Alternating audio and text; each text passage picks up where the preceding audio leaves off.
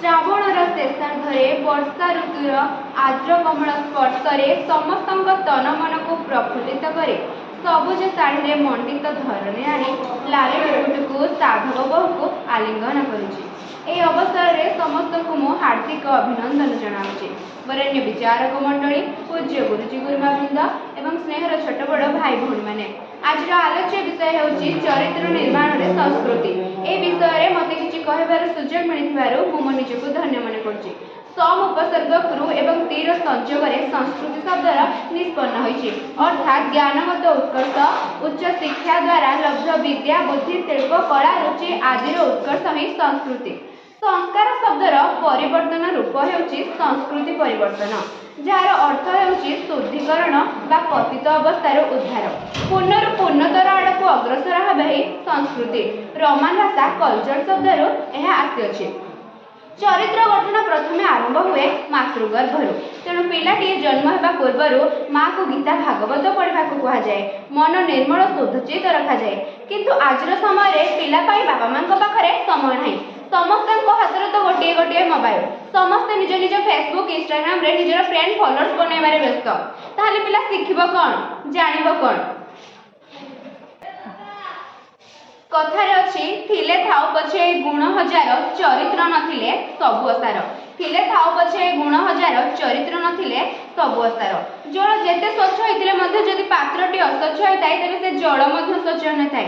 ମନୁଷ୍ୟର ଚରିତ୍ର ତାର କପଡ଼ାରୁ ଜଣାପଡ଼ିନଥାଏ, ବରଂ ତାର ଚାଲିଚଳନ, ଆଚାର ବ୍ୟବହାର, ସ୍ୱଭାବରୁ ଜଣାପଡ଼ିଥାଏ। ଆଉ ଏଇ ଚାଲିଚଳନ, ଆଚାର ବିଚାର, ସ୍ୱଭାବ ମନୁଷ୍ୟ ବଢ଼ିଥିବା ସେହି ପରିବେଶର ସମାଜରୁ ହିଁ ଆହରଣ କରିଥାଏ। ଆଉ ଯେକୌଣସି ସମାଜର ରୀତି, ନୀତି, ପ୍ରଥା, ପରମ୍ପରା, ଚାଲିଚଳନ ସେହି ସମାଜର ସଂସ୍କୃତିର ପରିଚୟ ବହନ କରିଥାଏ। ତେଣୁ ଚରିତ୍ର ଗଠନରେ ସଂସ୍କୃତିର ମୁଖ୍ୟ ଭୂମିକା ରହିଛି। ଚରିତ୍ର ଗଠନର ମୂଳ ଉତ୍ସ ହେଲା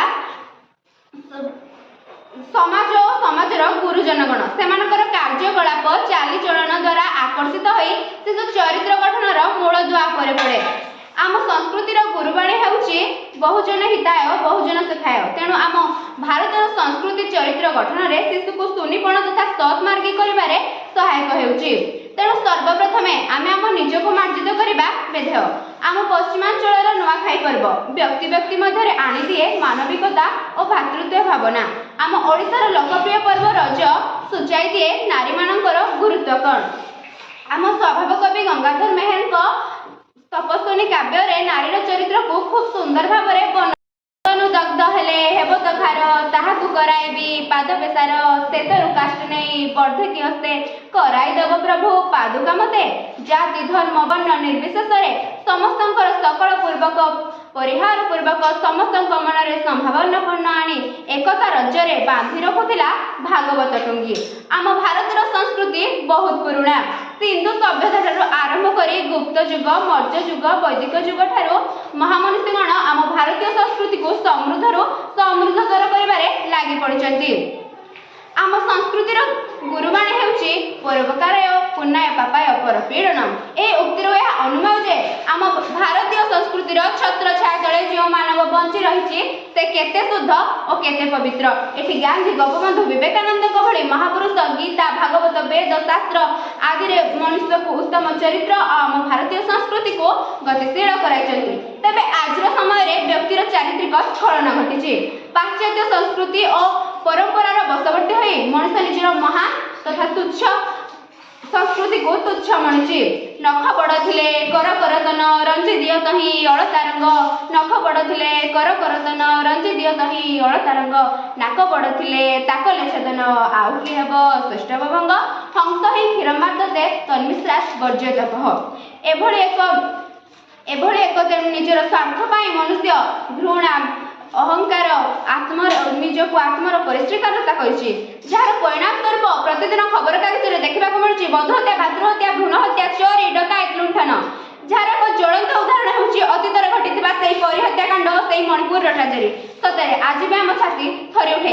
ଆଜି ବି ସେ କଥା ଭାବିଲେ ଆମ ମନରେ ସିଂହରଣ ଜାଗ୍ରତ ହୋଇ ଉଠେ।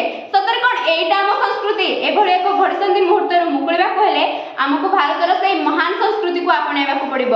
ଯେଉଁ ସଂସ୍କୃତ କହେ ବସୁଧୈବ କୁଟୁମ୍ବକମ୍, ଯେଉଁ ମୋବାଇଲ ଆଧୁନିକତା ନାଁରେ ମଣିଷକୁ ଉଗ୍ରତା, ବର୍ବରତା, ନିଷ୍ଠୁର ଆଡ଼କୁ ମନୁଷ୍ୟ ପାଦ ବଢ଼ାଉଛି, ସେଥିରୁ ମୁକୁଳିବା ନିହାତି ଜରୁରୀ। ସମୟ ଆସିଛି ରହିଛି ମାଛି ନ ହେଇ ମହୁମାଛି ହେବା, ଘାରେ ନ ବସି ଫୁଲରେ ବସିବା। ତେବେ ଏସବୁ ଆଲୋଚନାରୁ ଏତିକି ସୁସ୍ପଷ୍ଟ ଯେ ଆମ ଭାରତରେ ଚରିତ୍ର ନିର୍ମାଣରେ ସଂସ୍କୃତିର ମୁଖ୍ୟ ଭୂମିକା ବହନ କରିଛି। ଏତିକି କହି ମୋର ବକ୍ତବ୍ୟ ଶେଷ କରୁଛି। ବନ୍ଦେ ଉତ୍କଳ ଜନନୀ।